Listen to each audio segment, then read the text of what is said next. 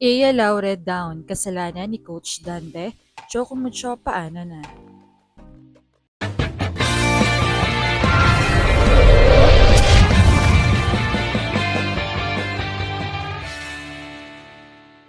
What's up, Volleyball Nation? Welcome back to my YouTube channel. Narito ako para magbigay sa inyo ng updates tungkol sa mundo ng volleyball. Pero bago yan, don't forget to subscribe and hit the notification bell para updated ka sa aking mga videos. Matapos ang nakakagulat na straight set na pagkatalo laban sa PLDT, bumawi ang Creamline sa pamamagitan ng pagpapatikim ng pangalawang talo sa kanilang sister team Choco Mucho na nawalan ng kanilang pangunahing player na si Ea Laure dahil sa injury. Matapos manalo sa apat na set, 27-25, 17-25, 25-21, 25-15. Umasa ang Cool Smashers kina Bernadette Pons at Gia de Guzman upang maitabla ang kanilang kartada sa 1-1 sa standings. Samantala dumanas ng ikalawang sunod na pagkatalo ang Flying Titans sa All-Filipino Conference at bumagsak sa record na 1-2. Mas lalo pang bumigat ang pagkatalo ng Choco Mucho nang masaktan si Ea Laure habang sinave ang bola, kung saan lamang ang kanilang koponan sa Creamline, 9-4 sa deciding set.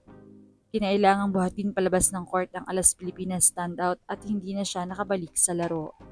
Umani naman ito ng reaksyon mula sa mga manonood dahil tila nakakaawa sila ni Sisi Rondina dahil sabi nga ay pasa na naman ng daigdig. Ayon nga sa mga komento, ang sakit panoorin kasi kaya naman nila, hindi lang talaga alam kung sino ang dapat isab at hindi. Kanina pa may iniinda si Ea, lamang naman ayaw pagpahingahin. Choco Mucho needs to revamp its coaching staff. Nakakagalit malaman na third set pa lang may iniinda na ang player at wala pa silang ginawang aksyon. Patuloy pa rin ang pinapalaro ang player.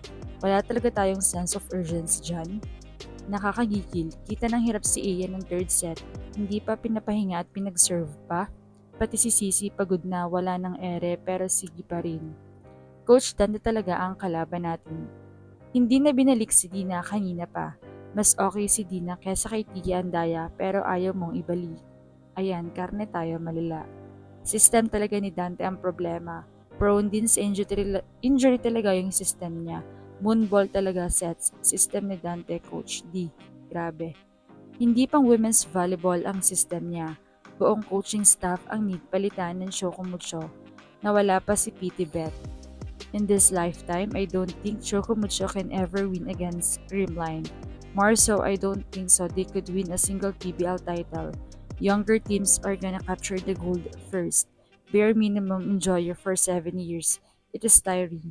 Binigay na nga ang lahat, but it is what it is. Nakikita naman talaga na kaya ng Choco Mucho na makipagsabayan, subalit wala talaga silang pamalit ng players. Well, meron naman talaga sa bench, pero hindi talaga maayos na gamitin. Katulad ni Mendres at Huegos na nasa bench na pwede namang ipalit. Kaya naman kitang-kita ang pagod ni Ea Laure at Sisi Rondina dahil talagang predictable din ang mga sets ng setter na sa kanila papapuntahin. Kaya naman talagang sila na ang binabantayan. Anong masasabi niyo rito? Leave a comment below. Thank you for watching and don't forget to subscribe.